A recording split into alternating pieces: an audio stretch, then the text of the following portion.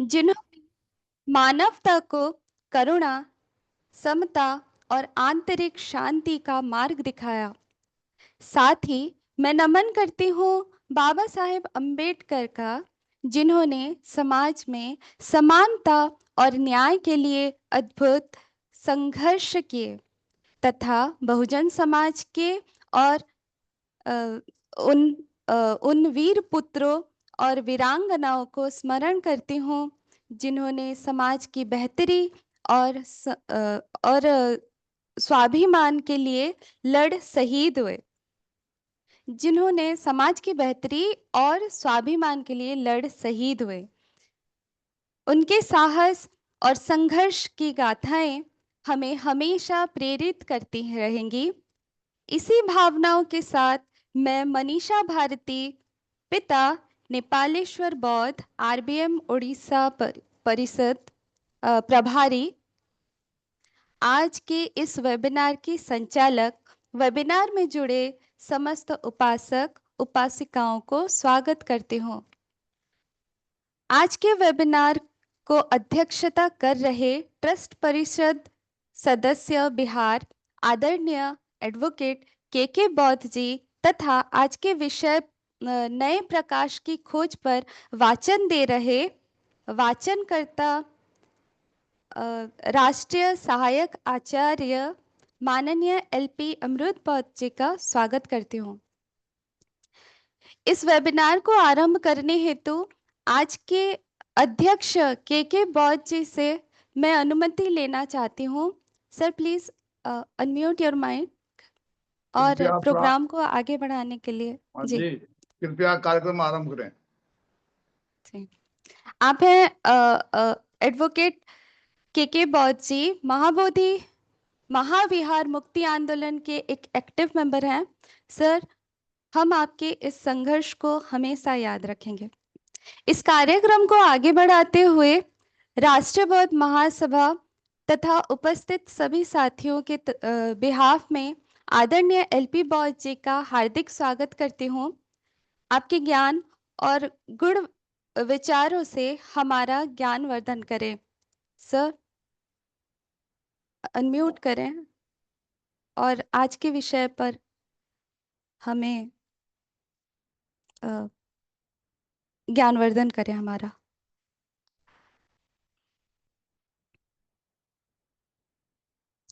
माननीय एलपी बौद्ध जी,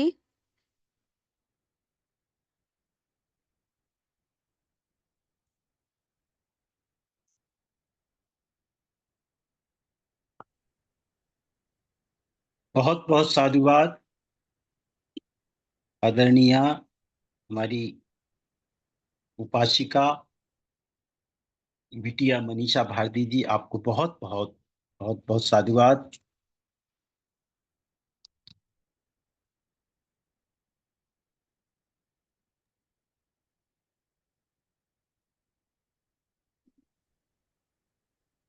बहुजन समाज में जन्मे महाकारुणिक सम्यक संबुद्ध बोधिसत्व विश्वरत्न डॉक्टर बाबा साहब अम्बेडकर के साथ सभी महापुरुषों को सादर विनम्र होके नमन करता हूं। राष्ट्रीय बौद्ध महासभा जिसके द्वारा संचालित है, तथागत बुद्ध और उनके धम्म का वाचन, प्रेरणा और प्रयासों की प्रयोगशाला राष्ट्रीय बौद्ध महासभा में आपका इस सुनहरी सुबह बुधवार को आप सबका अभिनंदन है, स्वागत है। हमारी संस्था के संस्थापक जी, आदरणीय राष्ट्रीय आचार्य जी, राष्ट्रीय अध्यक्ष जी, राष्ट्रीय उपाध्यक्ष जी, राष्ट्रीय समन्वयक जी,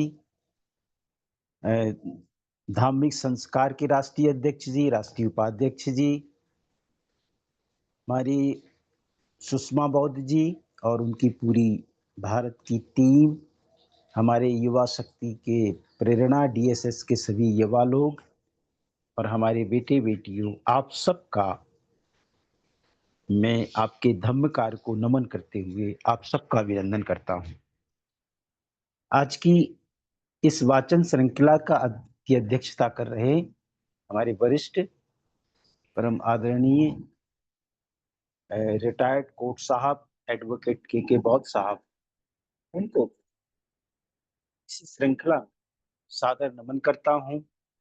और आज की जो हमारी संचालिका हैं उनको भी मैं सादर नमन करते हुए, क्योंकि हमें वाचन की अनुमति मिल गई है, आप सबके सहयोग से, आप सबके योगदान से ही हमारा कारवां निरंतर गति और अग्रसर है।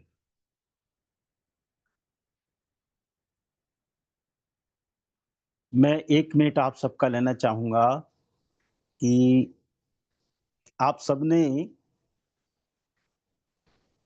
यह जानकारी ना हो, हमारे मध्य प्रदेश में एक जिला है पन्ना।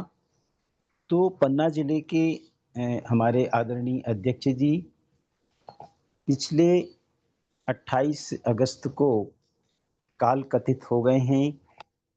तो मैं आप सबसे चाहता हूं कि पूरी राष्ट्रीय बौद्ध महासभा परिवार 1 मिनट शेष स्मृति शेष परम आदरणीय केएल बौद्ध साहब को हम सब देंगे।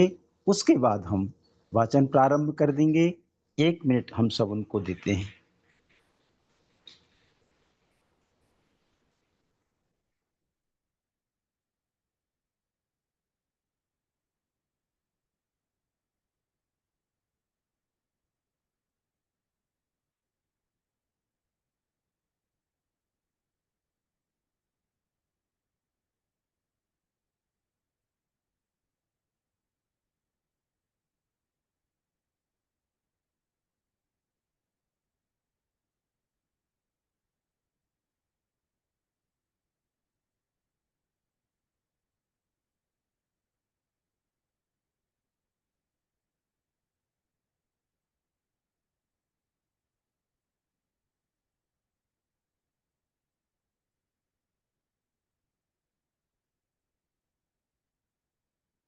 शाद शाद शाद। एक बहुत अच्छे साथी को हमने खोया है और आगामी 7 सितंबर को उनके निवास गृह में आदरांजलि का कार्यक्रम रखा गया है। हमारे जो साथी उसमें उपस्थित होना चाहें तो वहां उपस्थित हो सकते हैं। उनके निजी निवास देवेंद्र नगर, जिला पन्ना। आइए, वाचन की अनुमति मिल गई। आप सबने 1 सितंबर को हमारे बहुजन महापुरुष ललई सिंह यादव जी का जन्मदिन मनाया है। उनकी जयंती की मंगल कामनाएं भी मैं आप सबको देता हूं। आज का हमारा विषय है नए प्रकाश की खोज। पिछले वाचन में हमने अध्ययन किया कि परिव्राजक सिद्धार्थ गौतम को 5 परिव्राजक और मिले और उन्होंने बताया कि अब आपको जंगल में भटकने की जरूरत नहीं है, आप घर वापस जा सकते हैं, क्योंकि जिस समस्या को लेकर आप घर छोड़कर देह त्याग कर यहाँ आए थे, वह समस्या समाप्त हो गई है। लेकिन सिद्धार्थ गौतम ने उनको उत्तर दिया कि अब मेरी समस्या ने व्यापक रूप ले लिया है। अब मेरी समस्या केवल कपिल वस्तु की समस्या नहीं रही। अब मेरी समस्या विश्व स्तर की समस्या बन गई है। जो आपस में संघर्ष है, इस संघर्ष का कारण ढूंढने के लिए मैं सभी पंथों का परीक्षण करूंगा, सभी पंथों की जानकारी करके, परीक्षण करके ही मैं इस समस्या के समाधान के लिए आगे जाऊंगा, उसको खोज निकालूंगा। इस बात को लेकर के परिव्राजक सिद्धार्थ गौतम नए प्रकाश की खोज में निकल गए। इसको बोधिसत्व विश्व रत्न डॉक्टर बाबा साहब अम्बेडकर अंग्रेजी में लिखते हैं in search of new light. तो हमारे जो सम्मानीय साथी, हमारी बहनें, हमारी बेटियां अंग्रेजी संस्करण के साथ बैठे हैं, उनका पेज नंबर है 61। और जो लोग हिंदी संस्करण लेके बैठे हैं, उनका पेज नंबर है 55 मेरी इस किताब ग्रंथ के अनुसार। तो हमारे जो भी ग्रंथ लेकर के पावन पवित्र हमारा ग्रंथ, क्षमा करें, उस ग्रंथ को लेकर अगर आप बैठे हैं तो ये हमारा पृष्ठ क्रमांक है और सब्जेक्ट है in search of new light, नए प्रकाश की खोज में। और हमारा विषय है भृगु आश्रम पर रुकना। आइए वाचन करते हैं। अन्य पंथों का परीक्षण करने के उद्देश्य से परिव्राजक सिद्धार्थ गौतम ने आलाम से भेंट करने के लिए राजगृह को छोड़ दिया। एक और निवेदन मैं आप सबसे करना चाहूंगा कि मेरे पास जो अंग्रेजी का संस्करण है, बोधिसत्व विश्व रत्न डॉक्टर बाबा साहब अम्बेडकर के द्वारा जो रचित पवित्र पावन ग्रंथ है, उसमें लिखा हुआ है आराध कालाम, और उसकी स्पेलिंग है ARADA और कालाम की है KALAM। तो आप सब भी उसको चेक कर सकते हैं। तो और हिंदी में इसी को आलार लिखा हुआ है, आलार आलाम। ठीक है। तो मैं आप सबसे निवेदन चाहता हूं कि उसमें जो भी संशोधन हो मुझे बता सकते हैं। बाकी मैं बोधिसत्व विश्व रत्न डॉक्टर बाबा साहब अम्बेडकर के हिसाब से आराध कालाम का उच्चारण करूंगा। तो परिव्राजक सिद्धार्थ गौतम ने आराध कालाम से भेंट करने के लिए राजगृह को छोड़ दिया।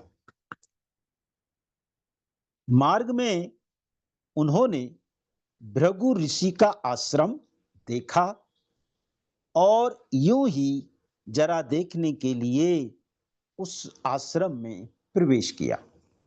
जब वो रास्ते में जा रहे थे तो उनको दिखा कि भृगु ऋषि का आश्रम है। उस आश्रम को देखने के लिए सिद्धार्थ गौतम वहां पर गए। आश्रम के ब्राह्मण निवासी जंगल से लकड़ी चुनकर लाए थे। उनके हाथ में तपस्या की अत्यावश्यक वस्तुएं थीं। वे बुद्धिमान अपनी अपनी कुटियों में ना जाकर सिद्धार्थ गौतम की ओर मुड़ गए।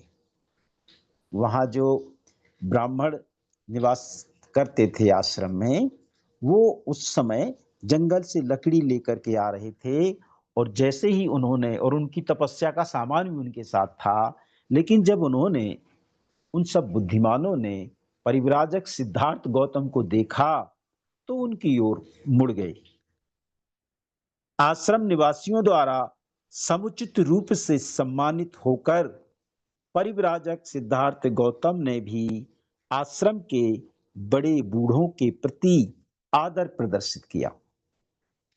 उनको भी सम्मान मिला, और वही सम्मान उन्होंने अपने सम्मानी जनों को, आदरणीय लोगों को प्रदर्शित किया। वो जीवन जीते हुए जीवन के साथ निर्वाण को प्राप्त करने वाले इस बुद्धिमान ने उन स्वर्गकामी तपस्वियों को विचित्र विचित्र तपस्याओं का निरीक्षण करते हुए आश्रम में देखा। परिव्राजक सिद्धार्थ गौतम ने वो जो स्वर्गकामी तपस्वी थे, विचित्र विचित्र प्रकार की तपस्या का निरीक्षण करते हुए उस आश्रम में उन्होंने उनको देखा। उन परिव्राजक सिद्धार्थ गौतम ने उस पवित्र वन में उन ब्राह्मण तपस्वियों को इस प्रकार की नाना तपस्याएं करते हुए प्रथम बार देखा था। यह दृश्य सिद्धार्थ गौतम के लिए पहला अवसर था जो तपस्या वो उन ब्राह्मणों की देख रहे थे। तपस्याओं के रहस्य के श्रेष्ठ ज्ञाता भृगु ब्राह्मण ने उन्हें सभी प्रकार की तपस्याएं समझाई और प्रत्येक तपस्या का फल भी बताया। उन्होंने जो तपस्याओं का विवरण देखा और उन्हीं तपस्याओं के रहस्य के बारे में जो वहाँ आश्रम के मुख्य थे भृगु ऋषि जी, और भृगु ब्राह्मण ने उन्हें सभी प्रकार की तपस्याएं भी समझाई और प्रत्येक तपस्या का फल भी परिव्राजक सिद्धार्थ गौतम को बताया। तो उन्होंने क्या बताया? उन्होंने बताया कि ये जो लोग हैं, पानी से उत्पन्न बिना आग से पकाया हुआ भोजन, जड़, फल, यही धर्मशास्त्रों के अनुसार तपस्वियों का भोजन है। लेकिन तपस्या के भिन्न भिन्न नाना रूप हैं। ये जो लोग भोजन कर रहे हैं वो पानी से उत्पन्न बिना अनकुकिंग और जड़ और फल, और तपस्या के विभिन्न रूप हैं। इनको बारे में भृगु ब्राह्मण ऋषि परिव्राजक सिद्धार्थ गौतम को बता रहे। कुछ पक्षियों की भांति दाने चुगकर गुजारा करते हैं। उन्होंने उनके 3-4 प्रकार बताए मुख्य कि कुछ तपस्वी क्या कर रहे हैं, पक्षियों की भांति दाने चुगकर तपस्या कर रहे हैं। कुछ क्या कर रहे हैं, हिरणों की भांति घास चुग करके तपस्या कर रहे हैं। और तीसरे प्रकार के क्या कर रहे हैं कि सांपों की भांति हवा भक्षी होकर के तपस्या कर रहे हैं। और चौथा प्रकार उन्होंने बताया कि कुछ लोग दीमक की बामी की भांति बन गए हैं और तपस्या कर रहे हैं। ये 4 प्रकारों की तपस्या के बारे में भृगु ब्राह्मण ने सिद्धार्थ गौतम को बताया कि कुछ तो पक्षियों के भांति दाने चुग रहे हैं, कुछ हिरणों की भांति घास खा रहे हैं, कुछ सांपों की भांति हवा भक्षी हो गए हैं, और कुछ तो दीमक के बामी बन गए हैं। जैसे दीमक की बामी बन जाती है उस प्रकार की तपस्या वो कर रहे हैं। और इसमें और प्रकार हैं, तो कुछ तो बड़ी कठिनाई से पत्थरों से अपने शरीर के लिए पोषण प्राप्त करते हैं। उसके प्रकार कुछ अपने दांतों से पीसकर ही अन्न खाते हैं, और कुछ जो है तीसरे प्रकार के दूसरे लोग हैं वो उनके लिए उबालते हैं, और उनके लिए जो कुछ बच जाता है उसी से गुजारा करते हैं। कुछ दूसरे निरंतर पानी में भीगी जटाओं में 2 बार अग्नि देवता को अर्घ्य अर्पण करते हैं। कुछ दूसरे मछलियों की तरह पानी में डूबे रहते हैं, उनके बदनों को कछुए नोचते रहते हैं। ये भी उन्होंने समझाया कि इस प्रकार की, इस नाना प्रकार की तपस्या यहाँ के लोग काय के लिए कर रहे हैं, स्वर्ग काम के लिए कर रहे हैं। स्वर्ग का प्राप्ति के लिए ये सब लोग तपस्याएं कर रहे हैं, और ये विभिन्न भिन्न प्रकार की तपस्याएं कर रहे हैं। कुछ समय तक इस प्रकार की तपस्या के कष्ट सहने से, अधिक कष्ट सहने से स्वर्ग, ये उनका फल बता रहे हैं। देखिए, अधिक कष्ट सहने से स्वर्ग, मध्यम कष्ट सहने से मृत्यु लोक, और अंत में सुख लाभ करते हैं। कहा गया है कि कष्ट सहन ही श्रेष्ठता की जड़ है। बोधिसत्व विश्वरत्न डॉक्टर बाबा साहब अम्बेडकर इसको रूट ऑफ मेरिट लिखते हैं। बाबा साहब लिखते हैं कि रूट ऑफ मेरिट, उसमें जो लिखा हुआ है कि कष्ट से आपको श्रेष्ठता प्राप्त होगी, इसलिए ये सब लोग तपस्या कर रहे हैं श्रेष्ठता के लिए। यह सब सिद्धार्थ गौतम ने सुना तो उत्तर दिया, किसी भी ऐसे आश्रम को देखने का यह मेरा पहला अवसर है। मेरी समझ में तुम्हारा यह तपस्या का क्रम नहीं आ रहा है। इसको बोधिसत्व डॉक्टर बाबा साहब अम्बेडकर में लिखते हैं कि I do not understand this rule of penance. Baba Saheb लिखते हैं कि आप जो कर रहे हैं ये मेरी समझ में नहीं आ रहा है। आपकी तपस्या का जो क्रम है यह मेरी समझ में, जो आपका नियम है, रूल ऑफ पेनेंस, जो आपका नियम है तपस्या का, यह मेरी समझ के परे है।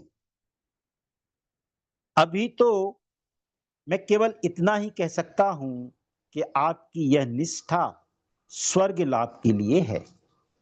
एक वाक्य परिव्राजक सिद्धार्थ गौतम ने भृगु ऋषि ब्राह्मण जो आश्रम के मुख्य थे उनको कहा कि अभी तो मैं ये सब देखने के बाद, ये सब जानने के बाद, आपका उत्तर सुनने के बाद मैं क्या बोल सकता हूं कि मेरे को तो ये सिस्टम समझ में नहीं आ रहा। आई do not understand this rule of penance. तो मेरी समझ में अभी जी नहीं आ रहा है, यह मेरा पहला अवसर है। लेकिन मैं आपको यही कह सकता हूं कि आपकी यह निष्ठा स्वर्ग लाभ के लिए है। किंतु मेरी इच्छा तो यही है कि संसार के दुख के मूल कारण का और उसके दूर करने का उपाय खोज निकाला जाए।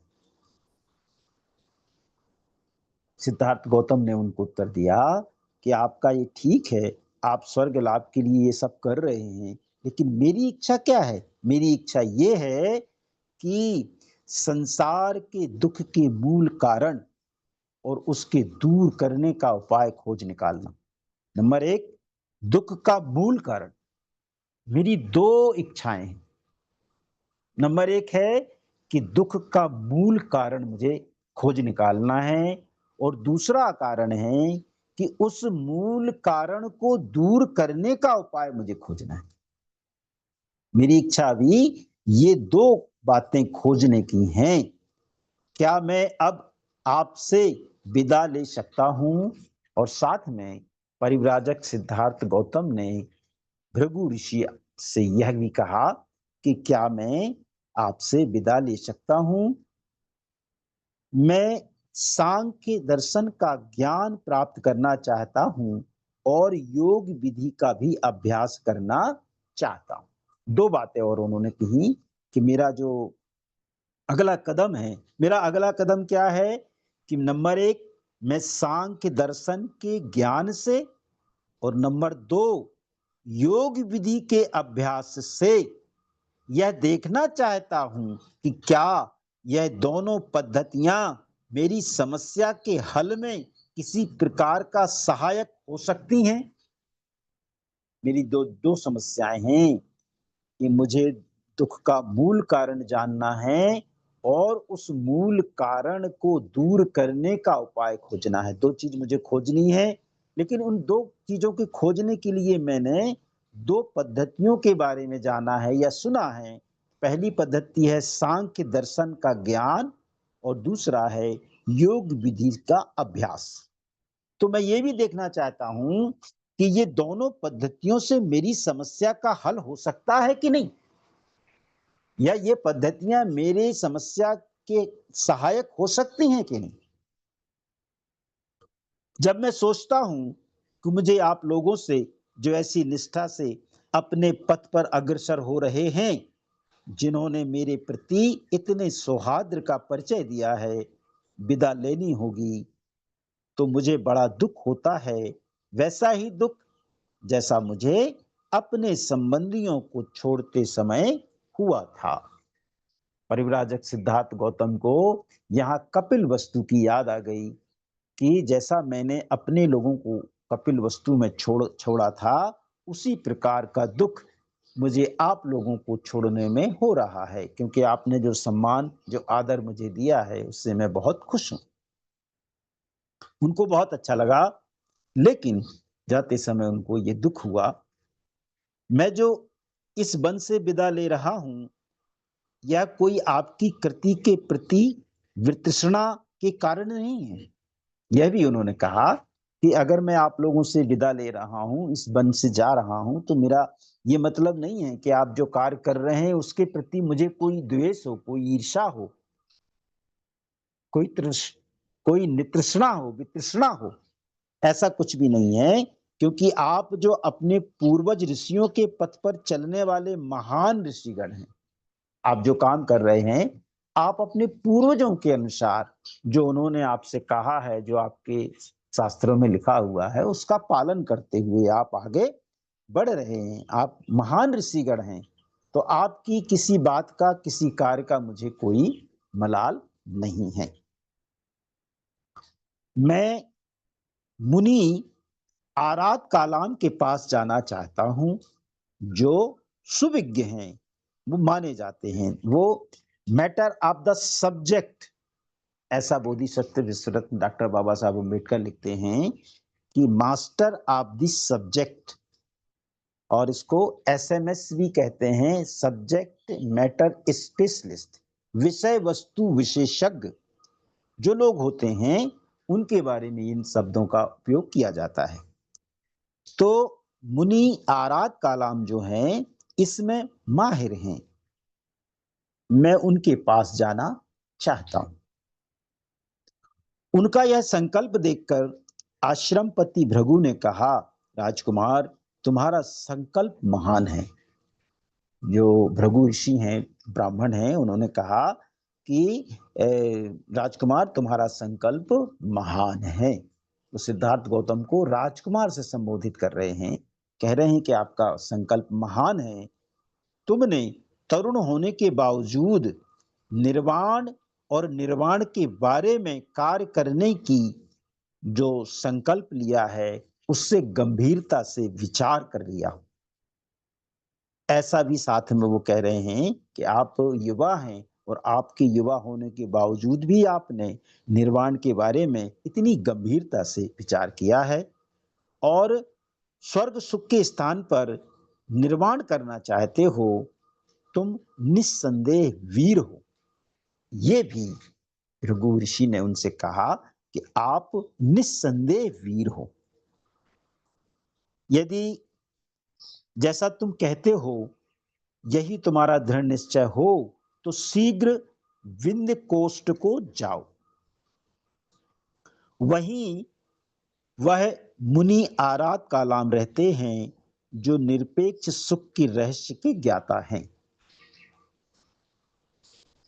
उन्होंने उनसे तुम मार्ग ज्ञान प्राप्त करोगे, लेकिन जहां तक मैं देख सकता हूं, तुम वहां भी नहीं रुकोगे। ये भी भृगु ऋषि ने उनसे कहा कि मैं जो आपको देख पाया हूं, मैं जो आपको समझ पाया हूं, मैं जो आपको जान पाया हूं, आपके कार्य को, आपके दृढ़ संकल्प को, तो मुझे ऐसा लगता है कि आप वहां भी नहीं रुकेंगे, क्योंकि आपके सिद्धांत की जानकारी प्राप्त करने के लिए और आगे आपको जाना होगा। ऐसा भी अंदाजा भृगु ऋषि ने लगाया कि मुझे आपके दृढ़ संकल्प से यह जानकारी मिल गई, क्योंकि वो ज्ञानी थे, उनको भी ज्ञान था, तो उन्होंने ये जान लिया कि सिद्धार्थ गौतम वहां भी नहीं रुकेंगे और अपने कार्य को लेकर के और आगे बढ़ जाएंगे। सिद्धार्थ गौतम ने उनका धन्यवाद किया और उनकी ऋषि मंडली के प्रति भी आदर प्रदर्शित करते हुए वहां से विदा हो गए। वे ऋषिगण भी उसी के प्रति यथायोग्य सत्कार सम्मान की भावना प्रदर्शित करके पुनः तपस्या की ओर अपने निमित्त वन में चले गए। जो और ऋषिगण थे, उनसे मुलाकात हुई, सबका आदर सम्मान हुआ, और सब लोगों ने एक दूसरे के प्रति सम्मान की भावना प्रदर्शित करते हुए, वो ब्राह्मण जो लोग थे वो अपने जंगल चले गए अपनी तपस्या के लिए, और सिद्धार्थ गौतम जो है अपनी राह की ओर वहां से चल दिए। यहाँ पर हमारा जो पहला विषय था, भृगु आश्रम पर रुकना, यहाँ पूर्ण हो जाता है, और हमारा दूसरा शीर्षक है शाक्य परंपरा का अध्ययन। आइए इसका अध्ययन करते हैं। शाक्य परंपरा का अध्ययन। भृगु के आश्रम से विदा लेने के बाद सिद्धार्थ गौतम आरात कालाम के आश्रम का पता लगाने के लिए निकल पड़े। जैसा कि भृगु ऋषि ने कहा था कि आपको विंध्य कोष्ठ जाना है, तो विंध्य कोष्ठ को ढूंढने के लिए सिद्धार्थ गौतम चल दिए। आरात कालाम उस समय वैशाली में ठहरे हुए थे। जब सिद्धार्थ गौतम, परिव्राजक सिद्धार्थ गौतम उनको ढूंढ रहे थे, तो उस समय जो है आरात कालाम जी वैशाली में ठहरे हुए थे। सिद्धार्थ गौतम उधर गए और वैशाली पहुंचकर उनके आश्रम पहुंचे। आरात कालाम के पास पहुंचकर परिव्राजक सिद्धार्थ गौतम ने कहा कि मैं आपके सिद्धांत और आभास में दीक्षित होना चाहता हूं। जब वो उनसे मिले तो उन्होंने पहली बात सिद्धार्थ गौतम ने कही कि मैं आपके सिद्धांत और अभ्यास में दीक्षित होना चाहता हूं। आरात कालाम ने उत्तर दिया, आपका स्वागत है। मेरा सिद्धांत ऐसा है कि आपके जैसा बुद्धिमान व्यक्ति बहुत कम समय में समझ लेगा, स्वयं समझ लेगा और मेरे सिद्धांत का साक्षात कर सकता है, उसके बाद जीवन बिताने में लग सकता है। पहली मुलाकात में ही आरात कालाम ने सिद्धार्थ गौतम से कहा कि ये जो मेरा सिद्धांत है, आप जैसे बुद्धिमान लोग कम समय में ही उसको समझ लेते हैं, उसको धारण कर लेते हैं और उसका साक्षात्कार कर लेते हैं और फिर अपने जीवन बिताने में लग जाते हैं। निश्चय से तुम ऊंची से ऊंची शिक्षा ग्रहण करने के पात्र हो। ये भी उनको समझकर, उनको देखकर आरात कालाम जो ज्ञानी थे, उन्होंने जान लिया, उन्होंने भांप लिया कि सिद्धार्थ गौतम जो है ऊंची से ऊंची शिक्षा ग्रहण करने के पात्र हैं। आरात कालाम की ये शब्द सुनकर परिव्राजक सिद्धार्थ गौतम बहुत प्रसन्न हुए। उन्होंने उत्तर दिया। जब उन्होंने ये कहा तो बहुत प्रसन्न हो गए और फिर उन्होंने उत्तर दिया, इस असीम करुणा के कारण जो आप मेरे प्रति दिखा रहे हैं, सदोष होने पर भी मुझे लगता है कि ये निर्दोष हूं। उन्होंने भी अपनी बात कही कि आपने मुझे जो असीम करुणा से नवाजा है, मुझे जो इतना योग्य समझ करके मुझसे कहा है, तो मुझे ऐसा लगता है आपकी भावनाओं से कि मैं निर्दोष हूं। जो भी मैंने दोष किए हैं, वो दोषों के बाद भी आप मुझे निर्दोष समझ रहे हैं, तो ऐसा लगता है कि मैं निर्दोष हूं। क्या आप कृपा कर मुझे अपना सिद्धांत बताएंगे? जब उन्होंने ये बात कर ली परिव्राजक सिद्धार्थ गौतम ने कि आपके कहने के अनुसार मैं सदोष होने पर भी मुझे लगता है कि मैं निर्दोष हूं, तो अब क्या आप कृपा कर मुझे अपना सिद्धांत बताएंगे? प्रश्न किया उन्होंने। आरात कालाम बोले, आपकी सील, आपका चरित्र और आपका दृढ़ निश्चय मेरे मन में ऐसा प्रभाव कर गया है, ऐसा प्रभाव पड़ा है कि आपकी पात्रता जांचने के लिए आपकी कोई परीक्षा लेने की जरूरत नहीं है। कोई परीक्षा नहीं लेना चाहता हूं। यानी इसके पहले जो आरात कालाम जी थे, वो परीक्षा लेते रहे होंगे लोगों को सिखाने के पहले, लेकिन जब उन्होंने परिव्राजक सिद्धार्थ गौतम को देखा, परिव्राजक सिद्धार्थ गौतम का दृढ़ निश्चय सुना, उनकी बात जानी, तो उन्हें ऐसा लगा कि जो उनका सील था सिद्धार्थ गौतम का, जो उनका चरित्र था सिद्धार्थ गौतम का, जो उनका दृढ़ निश्चय था, ये तीनों बातें उन्होंने जांच ली आरात कालाम जी ने, और जांच कर उनको ऐसा लगा कि आपने जो मेरे मन में प्रभाव डाला है, प्रभाव पड़ा है, वो ऐसा प्रभाव पड़ा है कि अब मुझे आपकी पात्रता की जांच करने के लिए कोई परीक्षा नहीं लेना है, कोई जानकारी नहीं लेना है। मैं आपका कोई परीक्षण नहीं करना चाहता हूं कि आप इस योग्य हैं कि नहीं। हे सुनने वालों में श्रेष्ठ, हमारे सिद्धांतों को सुने।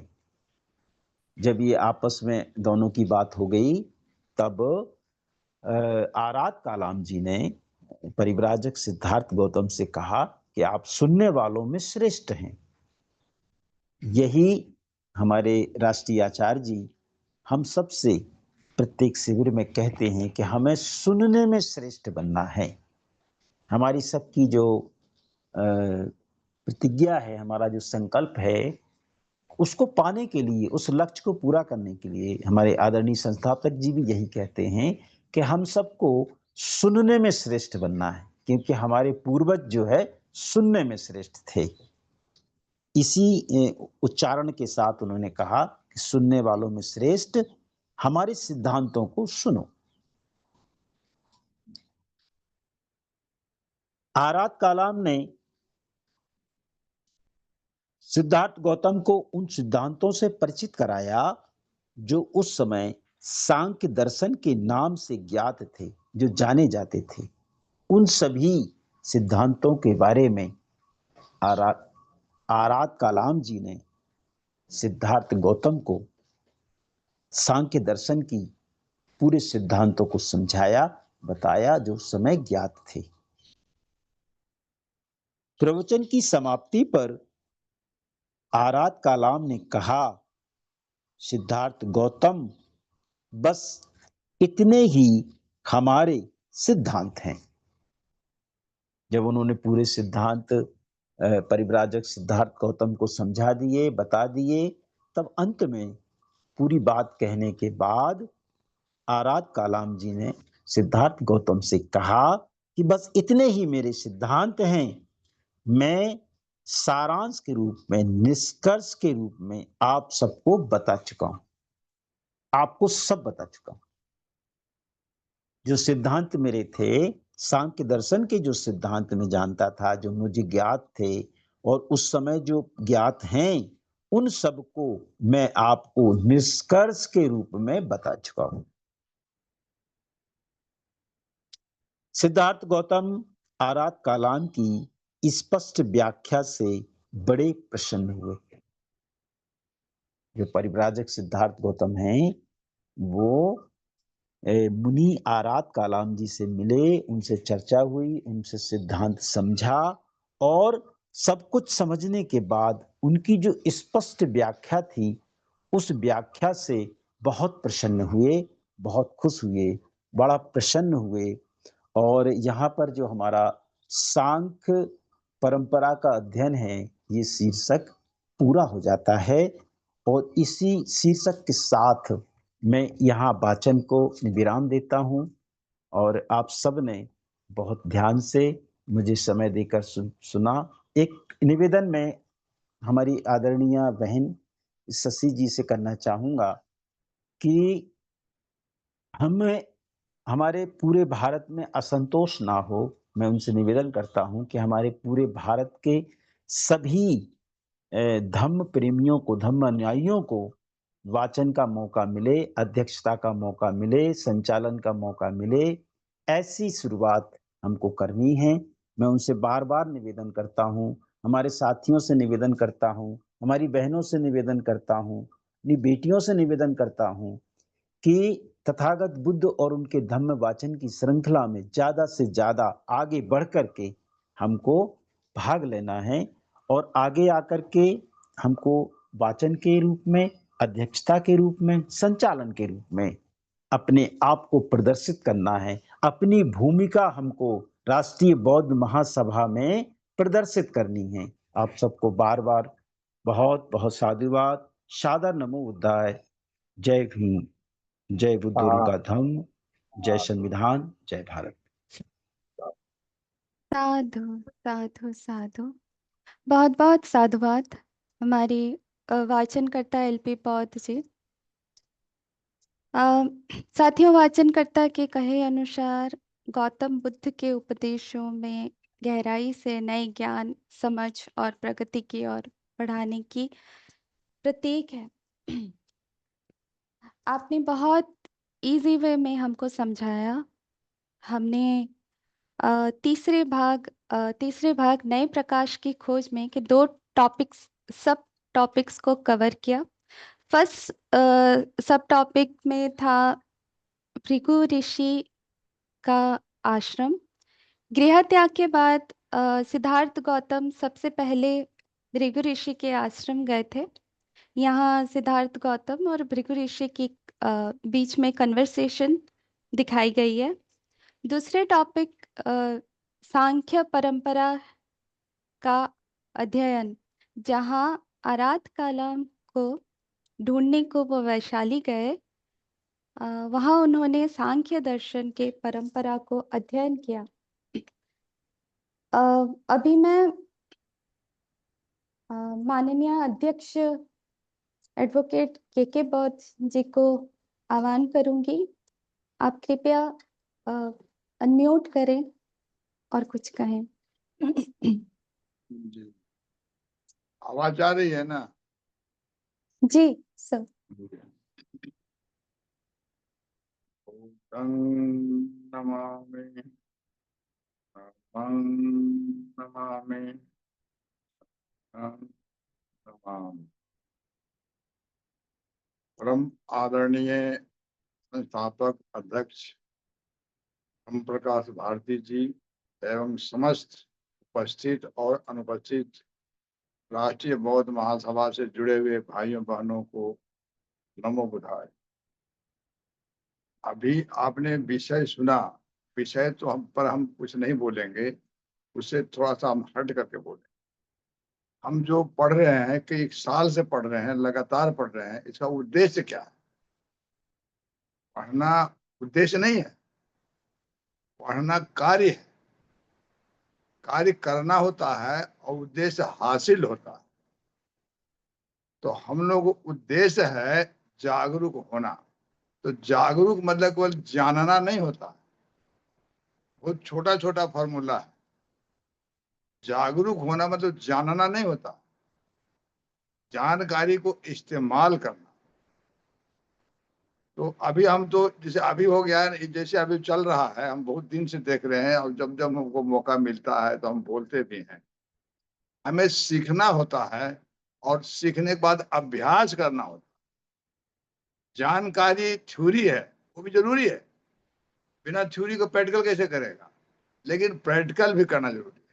जैसे अभी हम लोग 7 बजे से जुड़ते हैं, थोड़ा तकलीफ भी लगेगा कुछ लोगों को, है ना, लेकिन सत्य तो बताना पड़ेगा।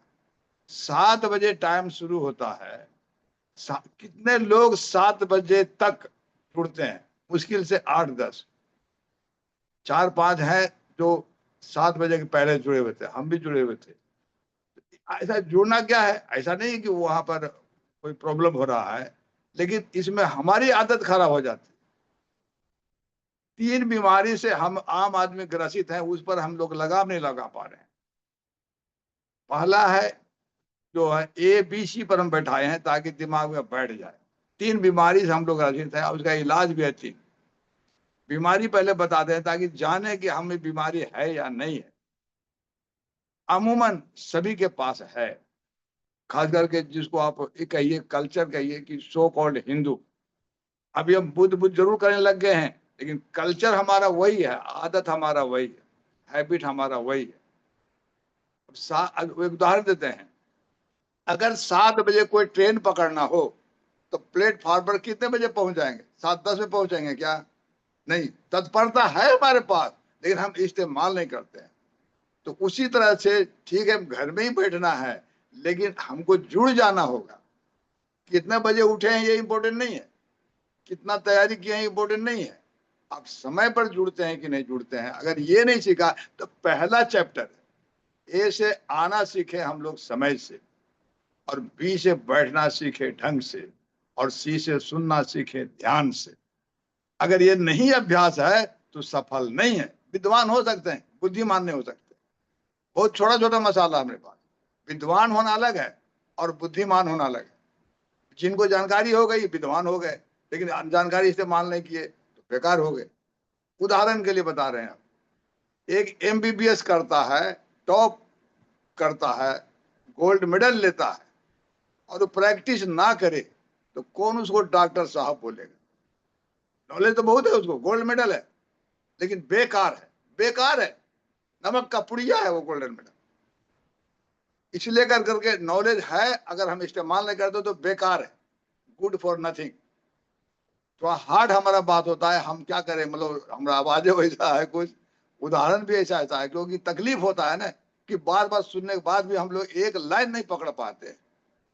और अगर जीवन में, सब जीवन में किसी भी क्षेत्र में, जीवन में अगर सफलता पाना है तो एक पॉइंट याद रखिए, वो बहुत अच्छे महापुरुषों का कहना है कि अगर एक पॉइंट जीवन में आपको अपनाना है तो समय का पाबंद। जो समय ही डिसाइड करता है कौन बैकवर्ड है कौन फॉरवर्ड है। ये भी सुन लीजिए थोड़ा सा, उनको सब तो सुनते ही रहते हैं। समय से जो पहले सोचता है, समय से पहले तैयार होता है, वो फॉरवर्ड है। फॉरवर्ड में आगे तो किसके आगे, किसी व्यक्ति के आगे क्या, नहीं, समय से आगे। बैकवर्ड है, जो समय बीत जाता है तो सोचता है अरे कोशिश करते हैं, भाग में होगा तो हो जाएगा, नहीं तो नहीं होगा। भाग को दोष देता है, यहाँ गड़बड़ है दिमाग, और दोष देता है भाग। इसलिए करके एकदम छोटा छोटा फॉर्मूला है, का खा गड़ा बहुत छोटा छोटा अक्षर है, किताबें बहुत मोटी मोटी है। उसी तरह से हम लोग को बेवकूफी बहुत छोटा छोटा है और बेवकूफ बहुत बड़े बड़े हो जाते हैं। बहुत प्रैक्टिकल बात है। और उसी का उल्टा भी ले लेती, बुद्धिमानी बहुत छोटा छोटा है, बहुत छोटा छोटा, अब बुद्धिमान बहुत बड़े बड़े हो जाते हैं। हम अभी बता रहे हैं, घमंड नहीं कर रहे हैं, लेकिन जो ट्रेनिंग मिला हमको, जैसा ट्रेनिंग मिला वैसा हम कर रहे हैं। हम पहले 15 साल हम एयरफोर्स में रहे, वहां का मैं एक उदाहरण देता हूँ। 1 मिनट भी लेट हुआ तो कमांडर खुद गेट पर खड़ा हो जाता था। 1 मिनट भी लेट हुआ तो उसको रोक दिया जाता था, रुक जाओ। अब इंसल्टिंग शुरू हो गया, कितने लोग आ रहे हैं, सब इंसल्ट हो रहे हैं, है ना। उसके बाद शो कॉज होता था, और जब कमांडर बोलते थे why 1 minute late, why not 1 minute early, ये लैंग्वेज था वहां। Why 1 minute late, why not 1 minute early. जो 3-4 मिनट लेट होता था उसका बहाना मारता था, बहाना तो मारे, बहाना तो हम लोग बचपन से कर रहे हैं। वो बोलते थे 5 मिनट लेट हुआ तो बोल के क्यों हुआ लेट, सर साइकिल पंचर, पहले तो साइकिल चलता था, साइकिल पंचर हो गया। तो बोलता है कि तो 5 मिनट में साइकिल बन जाता है क्या। इसका मतलब कमांडर पकड़ लेता है कि आप घर से लेट चले हो तो लेट तो होने ही होना है। तो ये सब मतलब उदाहरण देते हैं ताकि दिमाग में बैठे। उदाहरण देना भी हमारा बहाना है, निशाना है कि हम लोग माइंड पर जोर लगाएं कि भाई हम किसी भी हालत में, अब नाश्ता किए कि नहीं किए मतलब नहीं है, आपको टाइम पर पहुंचना है। ये हम लोगों ने सीखा है और किया है, और 15 साल किया है। इसीलिए हमको जब दूसरे कोई गड़बड़ करते हैं तो बड़ी अकबकाहट लगता है हमको। तो कहने मतलब यह है, और तभी सफलता होता है, तभी सफलता। सफलता मतलब डॉक्टर बनना सफलता नहीं, इंजीनियर बनना नहीं, आईएएस बनना नहीं है। अगर आईएएस बन गया और अनुशासन में नहीं रहा और अपने बॉस का कहना नहीं माना तो हटा दिया जाएगा। ऐसी कौन सी बात है। एक हम मास्टर ग्रीन पायलट कहलाते थे, गोरखपुर की बात है। बहुत अच्छा, मतलब जहाज गड़बड़ होता था, रिपेयर होता था तो वही उड़ाते थे, देखते थे कि टेस्ट करते, टेस्ट पायलट बोला जाता था। और वो एक दिन लेट हो गया 2 मिनट, हटा दिया गया उसको। तो कहने मतलब कि समय, हमारा फोकस है, समय पर ध्यान देना हो। दूसरी बात पहनावा है। जो हम कहीं जाते हैं, जैसे उदाहरण देते हैं जो हम आए दिन देख सकते हैं, मुसलमान टोपी, गोल टोपी हमेशा नहीं पहनता, उदाहरण दे रहे हैं। लेकिन जब मस्जिद जाना होता है तो गोल टोपी जरूर लगा, घर से ही लगा के चलेगा, ऐसा नहीं कि मस्जिद में जाके पहनता है। तो गोल टोपी मतलब हो गया कि वो मस्जिद ही जा रहा है और कहीं दुकानदारी करने नहीं जा रहा है, ये स्पष्ट हो गया। पहचान कि हम जा रहे हैं, वो बोल नहीं रहा है कि हम मस्जिद जा रहे हैं, टोपी पहन लिया, लोग देखने वाला देख लिया, भाई मुसलमान है, वो भी समझ रहा है कि चल दिया मस्जिद। जो नहीं मुसलमान है, हिंदू है, वो समझता है भाई तो मस्जिद जा रहा होगा। इस तरह से कहने मतलब यह है कि पहचान, दो चीज है, एक समय का पाबंद और दूसरा पहचान भी होनी चाहिए। तो हम कितना बार हम रिक्वेस्ट किए हैं कि जितने भी पुराने लोग हैं वो, उनके पास सफेद पैंट शर्ट जरूर होता है ही, क्योंकि जहां भी राष्ट्रीय अधिवेशन होता है वहां सफेद ही इजाजत होता है। तो है तो कम से कम बुधवार को सुबह सफेद में तो आ जाए, ये पहचान हो जाएगी हमारी कि सभी सफेद में एक साथ रहेंगे, कितना अच्छा लगेगा। लोग समझते हैं कि हम तो घर में ही हैं, ये भी भ्रम बता दूर कर देते हैं। घर में नहीं है आप, जब आप लाइन पर हैं तो आप इंडिया में फर्क देखिए। यहाँ कश्मीर के लोग, कन्याकुमारी के लोग, है ना, मध्य प्रदेश, छत्तीसगढ़, पूरा इंडिया के लोग जुड़े हुए हैं, तो आप घर में कैसे हैं भाई? हाँ, ऑफ कर दीजिए, वीडियो ऑफ कर दीजिए तो आप घर में हैं। फर्क देखिए, घर में कैसे हैं कोई मतलब नहीं, वो व्यक्तिगत मैटर है। लेकिन जब भी आप कैमरा के सामने आते हैं, आपको वेल ड्रेस्ड होना चाहिए ताकि लगे कम से कम इतना लोग सुधरे। तो हम समय पर ही फोकस दे रहे हैं और पहचान पर। ये दो चीज हमारा है कि हम लोग दें और यही सीखना होगा। अब बोलेंगे ठीक है समय पर अगर 7 बजे पहुंच जाएंगे तो क्या होगा? ये होगा कि जब आप समय पर जुड़ेंगे तो बेशक आप अकेले जुड़ रहे हैं, लेकिन बीबी होगा, बच्चा होगा, माँ होगा, बहन होगा, सब लगेगा अरे भाई चाय भी छोड़ देते हैं, मतलब कोई कुछ नहीं करेंगे। अगर जल्दी तैयार हुए तो पी लीजिए, नहीं तो मत पीजिए। कोई कोई आदमी सामने चाय पीने लगता है कैमरा के सामने, क्या तरीका है ये? अब घर में नहीं है आप, इतना ध्यान देना, माइंड को सेट करना पड़ेगा कि हम जो कैमरा के सामने है तो एक एक गतिविधि आपको नजर में जा रहा है, वो देश को संदेश दे रहा है। तो ये सब छोटी छोटी बातें हैं, अगर हम नहीं करेंगे तो ये पढ़ना एक रीडिंग जो है ना कर्मकांड जैसा हो जाएगा। जैसे सत्यनारायण कथा, सबसे बढ़िया कर्मकांड सत्यनारायण कथा, हजारों साल से सत्यनारायण कथा चल रहा है और किसी किसी भाषा में हर जगह लगभग हो रहा है ना। लेकिन उसमें क्या है, अभी पूछिए तो जो 150 साल से या मतलब जब से होश हुआ तब से मतलब 25-30 साल से सुन रहा है सत्यनारायण कथा, उनसे पूछिए कि अब सुन रहे हो कथा? हाँ सुन रहे हैं, घर में होता है। अच्छा बहुत है, बताओ तो जरा क्या होता है, कथा में क्या है? नहीं बतावेगा। क्यों? वो सुन रहा है, समझ नहीं रहा। जिसने समझ लिया वो छोड़ दिया। यही पहचान है बेवकूफी का, कि केवल सुन रहा है, सुन रहा है, सुनते रहेगा, इसे हम लोग बेवकूफ बना रहेगा। जिस दिन जो समझ लिया उस दिन छोड़ दिया, नेक्स्ट डे छोड़ दिया। तो कहने मतलब यह है कि सुनना भी बहुत ध्यान से होगा, और सुनने मतलब केवल सुनना नहीं है, उसको अमल में लाना है, तब समझ में आएगा कि हम सुने। तो समय ज्यादा नहीं है, इसलिए करके हम संक्षेप में आपको यही हम करते हैं। और ऐसे कार्यवाही तो अच्छा चल रहा है समझाने के लिए। अच्छा अभी और आचार्य जी बताए, बहुत अच्छा बात बताए कि हम लोगों को नौकरी नहीं कर रहे हैं, यह लर्निंग प्लेस है, ट्रेनिंग सेंटर है। ये जूम जो है वो ट्रेनिंग सेंटर है, भले ऑनलाइन है, ऑनलाइन भी ट्रेनिंग होता है, तो ऑनलाइन ट्रेनिंग है। बोल पढ़ने के लिए तो हम कितना बार पढ़ चुके हैं बुद्ध उनका धाम, लेकिन पढ़ना हमारा उद्देश्य नहीं है। पढ़ना है कि हम लोग सीखें। जैसे अभी मनीषा बेटी है, वो कर रही है, अच्छी बात है।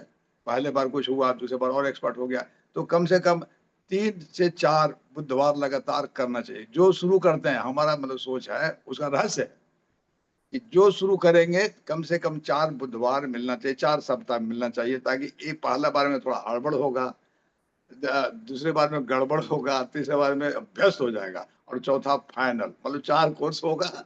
उसके बाद दूसरे को देना चाहिए, क्योंकि हमें केवल मनीषा को तैयार नहीं करना है ना, हमें तो सबको तैयार करना है। तो कैसे मिलेगा मौका? अब टाइम यही है। इसीलिए जैसे रीडिंग आउट करते हैं अमृत जी, तो ठीक है पढ़ रहे हैं, बहुत बढ़िया पढ़ाते हैं, अच्छी बात है, लेकिन दूसरे में तो मौका मिलना चाहिए। पहले बहुत से महिलाएं जुड़ती थी, रीडिंग करती थी, अध्यक्षता करती थी, लेकिन आजकल वो भी कम हो रहा है। क्यों? कि सभी का जो है ना वो मौका नहीं मिलता है, या सबको लगता है कि थोड़ा हमको भी बोलने का मौका मिलता, लेकिन व्यक्त नहीं कर पाता है। इसीलिए सेंट्रल अथॉरिटी से हमारा रिक्वेस्ट होगा कि समय समय पर, हालांकि इसके लिए जो शशि मैडम है उनको परेशानी होती है नया नया ढूंढने में, लेकिन फिर भी ये काम तो है तो करना ही पड़ेगा, क्योंकि उद्देश्य की पूर्ति के लिए बहुत जरूरी है। उद्देश्य हमारा है कि लोगों को जागरूक हो और लोग अभ्यास करें बोलने का, सुनने का, है ना। तो ये सब चीजें हैं। इसीलिए जाते जाते एक थोड़ा सा मजाकिया बात बता देते हैं। ये मनीषा जी शायद हमको भेंट हुई थी सांची में, नेपालेश्वर जी थे, उनकी मैडम भी थी, थोड़ा मजाकिया है बता रहे हैं। तो बच्चों से हम पूछ रहे थे, माता पिता जी के नाम पूछते हैं, इसी में पूछे थे, तो मैडम थी, तो इनकी माँ मतलब है ना, उनके से मैडम जी अपना हस्बैंड का नाम बताइए, तो फटाफट बोल दी। तो हम कहे अच्छा, तो बहुत अच्छा से बोल दिया भाई, फटाफट बोल दिए, लोग तो यहाँ बोलते नहीं है। तो हम कहे कि कितना कब से बोलने लगे हैं? तो बोले जब से हम जुड़े हैं संगठन में तब से बोलने लगे हैं। पहले वही मजाकिया बात बोली, वो बोली सो मैं डायरेक्ट नहीं से बताते हैं। पहले पहले तो हम नेपाल भी नहीं बोलते थे, नेपालेश्वर कैसे बोलते हैं? तो ये मजाकिया उदाहरण है। तो कहने सांची में, सांची की घटना है। तो कहने मतलब ये है कि कैसे बदलाव आया ना, कैसे बदलाव आया समाज में आने से। और एक चीज बताते हैं, सभ्य अगर बनना है, लास्ट लाइन, सभ्य अगर बनना है, सभ्य ध्यान दीजिएगा, तो बिना सभा का कोई भी आदमी सभ्य नहीं हो सकता। अगर सभा में आ जाएगा तो जानवर भी सभ्य हो जाता है। अब सर्कस में देखिए, भालू है, बंदर है, बाघ है, हाथी है, उसको ट्रेनिंग दे दे करके सभ्य बना देता है, हाथ तक जोड़ लेता है, क्योंकि सभा में है। जंगल में वैसा नहीं कर सकता। इसलिए हम लोग को सभा में जुड़ते हैं, और सभा के बिना सभ्य नहीं हो सकता। मुसलमानों का शुक्रवार सभा होता है, जहां 8 साल से लेकर 80 साल तक के लोग जुड़ते हैं, रहन सहन बोल चाल सब बदल जाता है। क्रिश्चियन का वही संडे है, सामाजिक सभा है, नाम भले कुछ दे दे, लेकिन प्रैक्टिकल में वो सभा है, इसलिए सभ्य बन रहा है। और हम लोग सभा नहीं हो पा रहा है, इसलिए सभ्य नहीं बन रहे। जानकारी हो गई, सब जानकारी है, लेकिन सभ्य नहीं हो पा रहे हैं, क्योंकि सभ्य दिखता है, व्यवहार है। सभ्य करता है जो है, व्यवहार से दिखता है कि सभ्य, बोल चाल से, व्यवहार से पता चलता है। अब जानकारी है, लेकिन जानकारी एक टाइम पर जाना चाहिए, हम नहीं जा रहे हैं, इसका मतलब पहला लेसन नहीं सीखे। खैर ये तो अनंत है, समय भी हो गया, अब समय का भी पाबंद हम लोग को रखना है। इसीलिए बहुत बहुत साधुवाद, नमो बुधाय। बहुत बहुत साधुवाद अध्यक्ष महोदय जी। ये बहुत आपने सच कही। मेरी मम्मी जो थी वो कभी भी पापा का नाम नहीं लेती थी। इनफैक्ट जब कभी नेपाल देश भी बोलना होता था तो वो कहती थी कि अ, तेरे पापा का नाम का देश, ऐसा बोलती थी। जी। तो बहुत बहुत साधुवाद, आपने वो याद भी दिलाया। आपके विचारों का हम स्वागत करते हैं। आशा करती हूँ आपकी एडवाइस हमारे मेंबर्स को बिल्कुल वो समझेंगे। तो मैं यहाँ यहीं पे खत्म करूँ फिर। ठीक ठीक। जी। तो आदरणीय अतिथिगण, समस्त सहभागी एवं उपस्थित जनों, आज के इस इम्पोर्टेंट बुद्ध वाचन सेशन में भाग लेने के लिए आपका साधुवाद। वाचनकर्ता एलपी बौद्ध जी तथा अध्यक्ष के बौद्ध जी के अमूल्य विचारों और मार्गदर्शन से यह सेशन अत्यंत ज्ञानवर्धक और इंस्पायरिंग रहा। मैं आशा करती हूँ कि आज का सेशन हम सभी को नई ऊर्जा, समझ और करुणा का प्रकाश प्रदान करेंगे। आप सभी के सहयोग और सहभागिता से ही ये वेबिनार सक्सेसफुल हो पाता है। Once again I thank you all. सभी को शुभकामनाओं के साथ अभी हम सभ्य सत्ता करेंगे।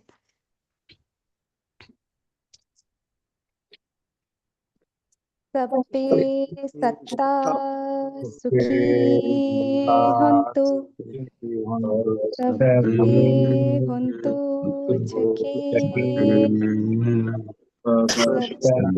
भद्राणि पश्यन्तु, मा केचित् दुःखभाग् सभ्ये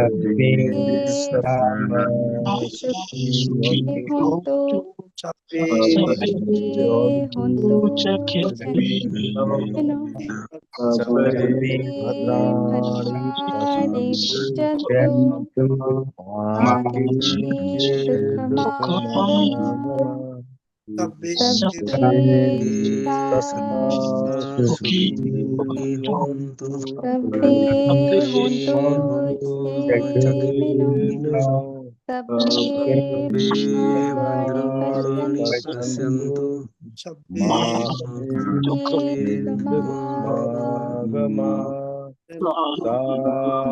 सबका मंगल हो। नमो बुद्धाय जय भीम, नमो बुद्धाय जय भीम। उठे को नमो बुद्धाय जय भीम। मंगल हो सभी को। नमो बुद्धाय एक बार नमो बुद्धाय जय भीम। जय भीम, नमो बुद्धाय। नमो बुद्धाय। सभी को नमो